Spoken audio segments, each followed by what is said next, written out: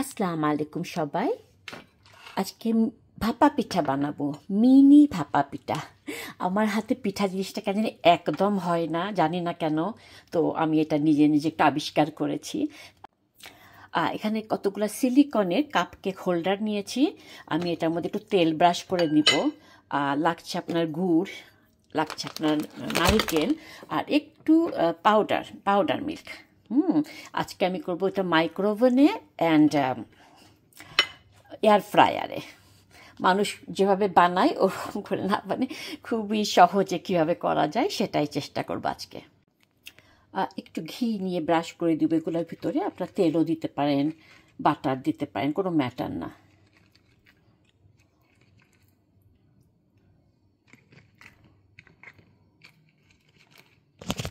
আমি এখন গুড়টাকে গুঁড়া করে নিব। ভালো মতো ব্রাশ করে নিয়েছি। আমার চালের গুঁড়া ছিল যেটা বাজার থেকে কেনা, সেটা শেষ হয়ে গেছে। তো আমি পোলাওয়ের চাল পানিতে কিছুক্ষণ ভিজিয়ে রেখে তারপর ব্লেন্ড করে নিয়েছি। এটা পিৎজা সস না, ব্লেন্ড করে নিয়ে আমি ফ্রিজে রেখেছিলাম। আমি মিল্ক দিয়ে ব্লেন্ড করেছি, শুকনা না, এটা একটু লিকুইড থাকছে। তো আমি এটা করে কালকে রাতে ফ্রিজে রেখে দিয়েছিলাম, বোতলে করে সুবিধা হলো। চালের গুঁড়া আর কি, চালের পেস্ট বলতে পারেন।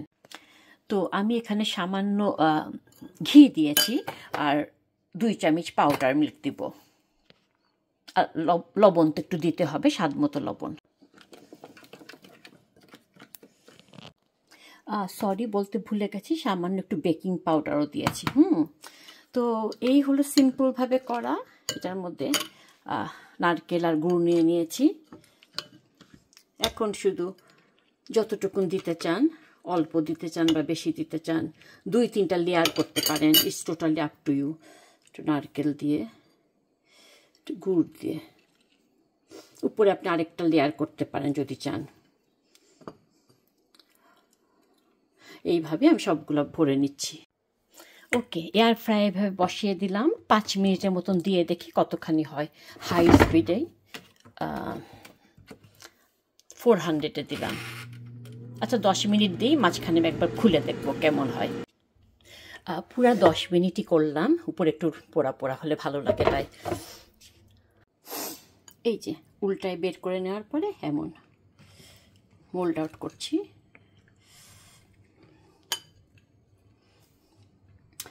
এখন দেখাবো আপনাদেরকে। মজা। এখন আপনাদের দেখো মাইক্রোওভেনে। সেই একইভাবে ঘি ব্রাশ করে নিয়েছি। তারপরে যতটুকুন দিতে চান দিবেন।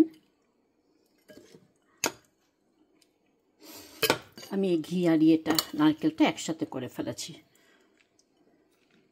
আপনারা চাইলে এখানটায় আবার একটা লেয়ার দিতে পারেন, লেয়ার দিয়ে আবার নারকেল দিতেন, বাট আমার এটাতে ভালো লাগছে, এর বেশি টু মাছ হয়ে যাবে। এটা মাইক্রোওভেনে করবো এগুলি। আমি এই প্লেট সহ বসাতে পারি, বাট আমি আলাদাই বসাচ্ছি। আমি 1 মিনিট দিয়ে দেখি।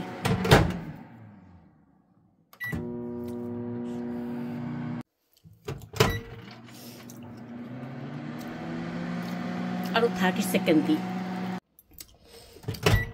তো এইটাতে মোট 2 মিনিট দিয়েছি।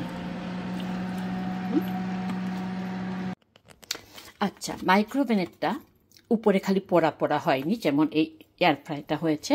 আপনি এভাবেও খেতে পারেন, অথবা আমি একটু কড়কড়া মরমরা পছন্দ করি, তো আমি এটার মধ্যে একটু দিয়ে উপরটা একটু লাল লাল করে নিব।